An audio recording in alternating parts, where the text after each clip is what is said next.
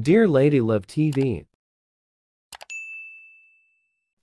Bakit kailangang mahalin pa kita? Tunghayan natin ang ika-4 na bahagi. I can't believe this. Anna snorted. She looked at Jigs with disgust. Hindi siya makapaniwalang ang lalaking ito ang nobyo ng best friend niya. Mukhang pareho lang sila ni Jigs na reaksyon sa nalaman. Tila hindi rin makapaniwala na ito na siya ang best friend ng nobya nito. Paano nangyari siya yung boyfriend mo? Tanong nito kay Maya na tila naguguluhan sa mga reaksyon nila. I don't understand why you should be asking that, Anna. Anito, come on, let's take a seat first para mapag-usapan natin kung ano yung nangyayari. Umupo siya. Ganon din na ginawa ni Jigs kahit mukhang ayaw nitong magtagal na kaharap at kausap siya. Now tell me, paano kayo naging magkakilala? Tanong ni Maya. It seems to me that you two are not in good terms. I'm glad you noticed, Maya. Actually, schoolmates kami dati sa St. Catherine's University. Wika ni Jigs habang masama ang pagkakatingin sa kanya. And then, inunahan niya ang pagsasalita ni Jigs. Naalala mo ba yung kinuwento ko sa'yo tungkol sa naging kaibigan ko during college na si Gina? Lumipad ang tingin niya kay Jigs na nooy mukhang biglang na alarma. Yes, yung friend na niloko ng isang guy at ginantihan ng guy na yon. Ngumiti siya ng sarkastiko. Mabutit na alala mo pa. Si Jigs ang lalaking tinutukoy ko na naging dahilan ng pagkasira ng buhay ni Gina. Shock ang anyo ni Maya. No, Maya. Hindi ko niloko si Gina. Depensa agad ni Jigs sa sarili nito. Sinungaling. Kontra niya rito. Alam mo bang hindi ko na nakita pa si Gina mula nang umalis siya sa university? Nawala na rin ako ng contact sa kanya 2 weeks mula nang umalis siya. Hindi ko na alam kung ano nangyari sa kanya. For all we know, baka nag-suicide na siya sa sobrang sakit na ginawa mo sa kanya. Maya suddenly looked upset. Maya, huwag kang makinig sa kanya. Gina and I, you dumped her recklessly. Ikinuwento niya sa akin kung paanong basta mo na lamang siya tinalikuran. Putol niya sa sinabi nito. Wala ka roon para sabihin yan. Hindi mo alam ang tunay na istorya kung bakit kami naghiwalay. Sagot ni Jigs. Of course, aaminin mo ba yung totoo? Siyempre ayaw mong malaman ni Maya kung anong klaseng lalaki ka. Nagtagi sa mga bagang nito. Baka nakakalimutan mo na napakalaki ng atraso mo sa akin. You ruined my reputation in school. You deserve it. Bumaling ito kay Maya. Right, Maya? Ha? Nang ikwento ko sa'yo yung ginawa ko sa lalaking nanakit kay Gina, ang sabi mo ako yung karma niya. Hindi sumagot si Maya. Mukhang bothered na bothered ito. Tiningnan ni Jigs si Maya na tila humihingi ito ng pangunawa. Tell me, Maya, pagkatapos ng nalaman mo, sa tingin mo ba, kaya mo pang pagkatiwala ng lalaking yan? Tanong niya sa malamig na tono. Maya looked away. Mukhang alam niya na ang sagot. She knew Maya had become very distrustful of guys since Armand fooled her. She smiled triumphantly. Tiningnan siya ni Jigs ng matalim. Ibinuka niya ang bibig at tumawa ng walang sound para asirin ito. Maya looked really upset nang dalawin ito ni Anna sa bahay ng mga magulang nito kung saan ito nakatira. Sa hardin sila nag-usap. Nakaupo siya sa bench samantalang ito ay palakad-lakad sa harap niya. I can't believe na si Jigs yung lalaking kinuwento mo sa akin. Anito, hindi rin ako makapaniwala na si Jigs yung boyfriend mo. Aniya, hindi mo binanggit ang pangalan ng lalaking nanloko sa kaibigan mo noon. Dahil hindi na mahalagang malaman mo pa. Isa pa I hated mentioning that jerk's name. Sinabi niya sa akin ang dahilan kung bakit hiniwalayan niya si Gina. Hindi raw siyang may kasalanan. Hindi na niya itinanong dito kung ano yung istorya ang sinasabi ng nobyo nito. Dahil malamang na kasinungalingan lang yon. At naniwala ka naman. I'm sure sinabi lang niya yon para linisin yung pangalan niya. Determinado siyang idiin si Jigs. Alam kasi niya na kahit nakaraan na ang insidenteng yon ay may epekto pa rin iyon kay Maya. Napakasakit kasi ng naging karanasan nito sa dating nobyo. Talagang bumaba yung moral at tiwala nito sa mga lalaki. Kaya nga napakatagal bago ito muling pumasok sa isang relasyon. Ngayon ay alam niya nang natatakot ito na baka mangyari din dito ang nangyari kay Gina at maranasan uli yung dinanas sa sakit ng lokohin ito ni Armand. Gusto ko maniwala ng buong buo sa kanya pero hindi ko magawa. And I know you know why. I'm so afraid to get hurt so badly again. Kung wala ka ng tiwala sa kanya at kung sa tingin mo ay masasaktan ka lang sa kanya, then think things over. But I love him. I couldn't just leave him. I know you'd say that. Nag-aalala talaga ako, Ana. Paano kung saktan lang ako ni Jigs? Naniniwala ka ba na mahal ka talaga niya? I used to. What do you mean you used to? Ngayong nalaman ko nang may babaeng nasira ang buhay ng dahil sa kanya, nagdadalawang isip na ako sa true intention niya sa akin. Siguro kung hindi si Jigs yung pinagdududahan nito, malamang ay pinagalitan nito na sa pagiging sobrang paranoid. Pero dahil si Jigs yun ay naisip niyang gatungan ang pagdadalawang isip nito. Hindi ka dapat si Jigs sa best friend niya. Well, hindi kita masisisi. Considering what you've been through, sa tingin ko kailangan niyang malaman na may pagdududa ka sa kanya. Para na sa ganun maisip niyang patunayan sa iyo ang totoong pagmamahal niya at hindi ka niya lokohin kahit kailan. Na faithful talaga siya sa iyo. Tumigil ito sa pagbabalik-balik. Tila nag-iisip ito. Tama ka. Kailangan may gawin siya para patunayan niya na mahal talaga niya at hindi niya kagawin sa kanya yung ginawa niya kay Gina at ang ginawa niya ni Armand. Tumangu-tangu siya. Kumunot ang noon niya nang lumaylay ang mga balikat nito at ngumiwi ito. Bakit? Paano niya gagawin yun kung magkalayo kami ng isang buwan? Kumunot ang noon niya. What do you mean? I'm sorry. Hindi ko nasabi sa iyo yung good news. Sasabihin ko dapat nung gabing ipinakilala ko kayo ni Jig sa isa't isa. Pero nagkaroon nga ng aberya. I'm flying to Los Angeles this weekend.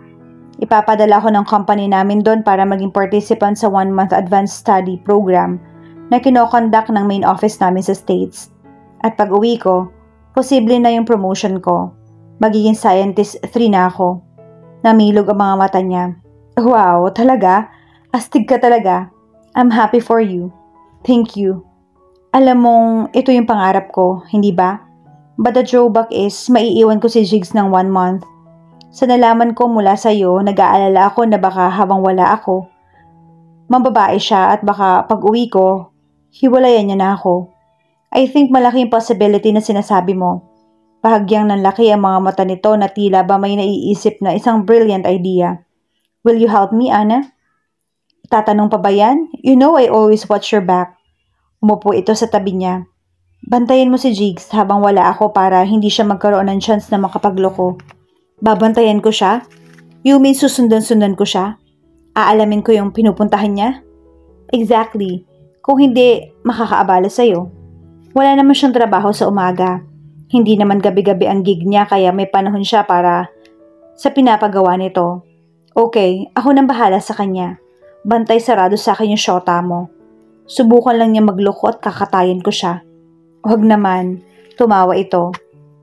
Thank you, Ana. Malaking tulong sa akin yung gagawin mo. Mas mapapanatag ako habang nasa malayo ako. Naku, wala yun. Niyakap siya nito. I'm so lucky to have a friend like you. Hindi rin siya mapanatag habang wala ito at malayo si Jigs. Wala talaga siyang tiwala sa lalaking yon. Kung hindi lang masasaktan si Maya, she would love to break them apart. Come on, Maya. Nasabi ko na sa iyo ang dahilan kung bakit kami naghiwalay ni Gina noon. Bakit ganyan pa rin yung iniisip mo? Tanong ni Jig sa nobya. Nag-usap sila nito sa loob ng kotse niya habang nakatigil sila sa isang tabi. Aalis na ito kinabukasan patungo sa Amerika pero nagtatalo pa sila.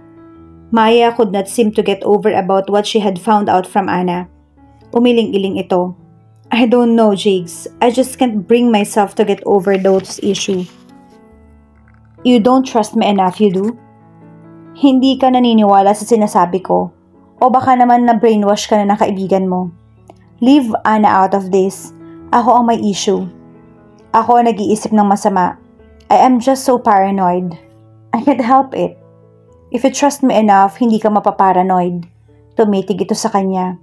Do you really love me, Jigs? Bumuga siya ng hangin. Of course I do. Prove it to me. Ha? Patunayan mong mahal mo talaga ako. Paano? Huminga muna ito ng malalim bago sumagot. While I'm away, let's not keep in touch. Huwag muna tayong magtawagan. Nabigla siya. What? Why? Mapapatunayan na mahal mo talaga ako kung kahit malayo ako. At wala tayong communication, ako pa rin yung mahal mo pagdating ko. Are you serious about that? Napapantastikuhan tanong niya rito. Yes, alam kong mahirap para sa ating dalawa. Pero sa tingin ko, doon lang ako makakasiguro na mapapanatag sa'yo. I can't believe you've thought about that bullshit. At hindi rin ako makapaniwala na wala kang katiwa-tiwala sa akin. I'm sorry, Jigs. Masyado ako nasaktan sa previous relationships ko. Hirap na talaga akong ibigay yung buong-buong tiwala ko sa kahit na sinong lalaki. Kaya kailangan kong gawin to. You're so unfair. Gusto mong ikaw lang yung intindihin ko. Paano naman ako? Hindi ka ba nag-exert ng effort para intindihin ako? Mukhang nagalit ito sa sinabi niya. Hindi mo alam kung ano ang pakiramdam na maging isang babae. Palibhasa lalaki ka. Hindi mo maiintindihan yung nararamdaman ko. Hindi na lang niya kinontra ito dahil kung gagawin niya yon, alam niyang lalaki pa yung away nila. He was disappointed she could not give him even a little bit of her trust. Pagkalabas ng gusali kung saan nagtatrabaho bilang isang architect, tutunguhin sana ni Jigs ang kinapaparadahan ng kotse niya na may humintong motorsiklo sa harap niya. Kumunot ang kanyang noo. The rider was a woman dahil halata iyon sa hubog ng katawan nito. Nakasuot ito ng itim na jacket at itim na leather pants. In fairness, the woman was sexy. Iniangat ng rider ang wind visor ng suot nitong helmet. Hop in. Maotoridad na utos nito. He recognized the eyes and the voice. It was Anna, the sassy and cruel best friend of his girlfriend. Lalong kumunot ang noo niya. Anong ginagawa mo rito? Paano mo nalaman kung saan ako nagtatrabaho? Saan pa ba? Di kay Maya. Sumakay ka na. Iniabot nito sa kanya ang isa pang helmet nito. Bakit ako sasakay sa motorsiklo mo? May pag-uusapan tayo. I'm in a hurry. May project pa siyang dapat i-revise. Isa pa ayaw niya makipag-usap dito. Lalo na at wala si Maya. Na nagdaang araw ay tumulak ito patungo sa ibang bansa para sa isang biochemistry study programs.